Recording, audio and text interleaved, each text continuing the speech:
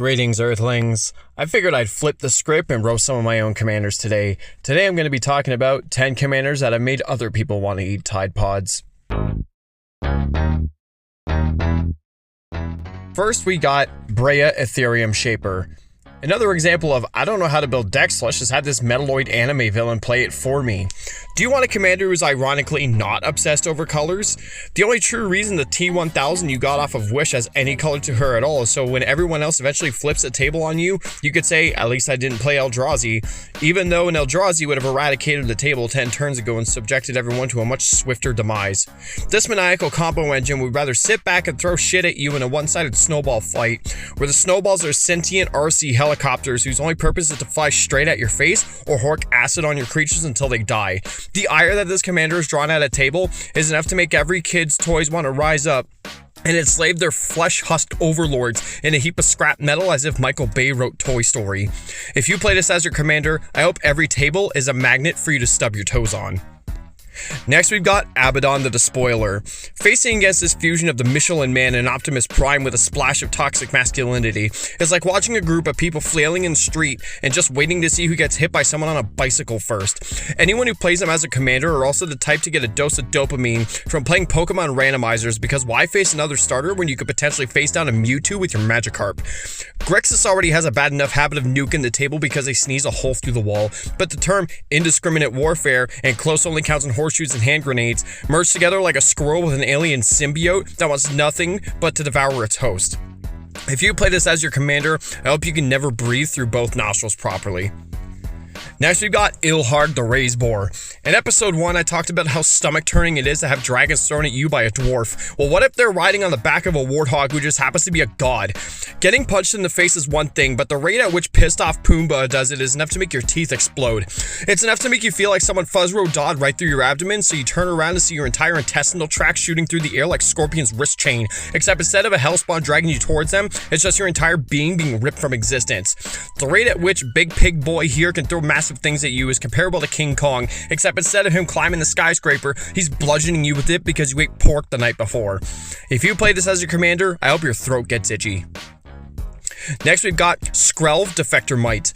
What does literally anything out of Phyrexia and the inside of a city bus have in common? Having either of them touch you is enough to make you want to jump out of your skin and donate it to science because now it's no good to you. Facing against this little insectified pipsqueak is like being jolted awake from a deep slumber because a spider landed on your face. Except that spider is the size of a fly swatter, and it decided to invade every one of your facial orifices with its legs and butt rope. The speed at which this rogue head lice can end your demise is enough to turn you blind because you can't even blink in time. Mono white decks have a habit of stalling the game or creating massive armies, but the army that this creates is comparable to scarab beetles under your skin, but those beetles are planting larvae into your brain and making you their host, so you're just an infected husk of exoskeletons and bug shit. If you play this as your commander, I hope your fridge light doesn't turn off when you close it. Next, we've got Arabo, Roar the World.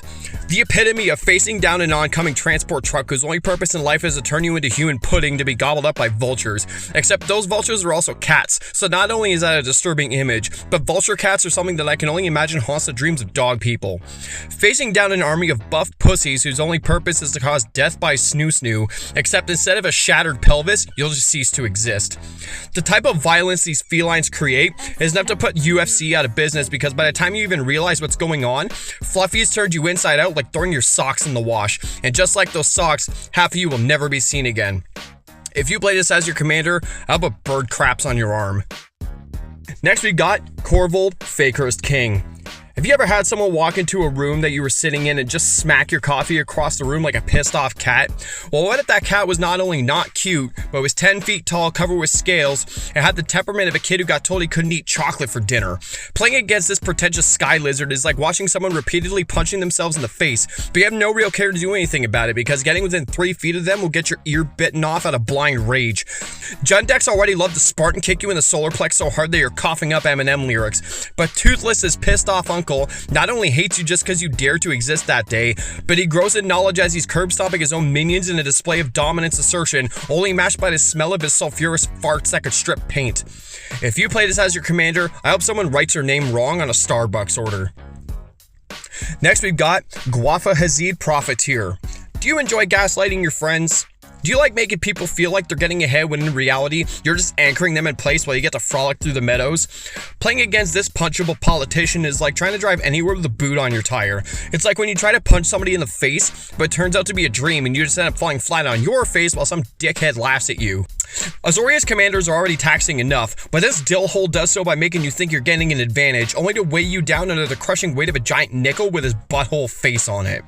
If you play this as your commander, I hope your dog knocks your coffee out of your hand. Next we got Yasova Dragonclaw, the epitome of, I hope you all brought strong decks because I'm going to weaponize them against you. Teamer, and by proxy, Gruul decks usually love to drop an elephant on you at the rate that I can only describe as being ravaged by a Tyrannosaurus, but this fur-bearing Temptress will do it without even summoning them herself. If you've ever been subjected to this northern Canadian igloo dweller, then you understand the pain of having something you carefully crafted ripped out of your hands only to be sacrificed to the aether in exchange for something far more terrifying. It's like someone stealing your pet hamster and subjecting it to faulty alchemy and turning it into a bone titan that wants nothing more than to turn you into pasta.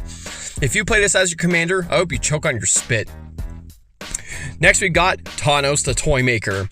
What do mammals and avians have in common? Well, under the warped moral fortitude of this glorified taxidermist, everything. The rate at which this mad scientist can shit out birds and beasts is like being forced to play Jumanji with Norman Bates. You only thought you had to deal with one Stormcrow? Psych, welcome to Thunderdome.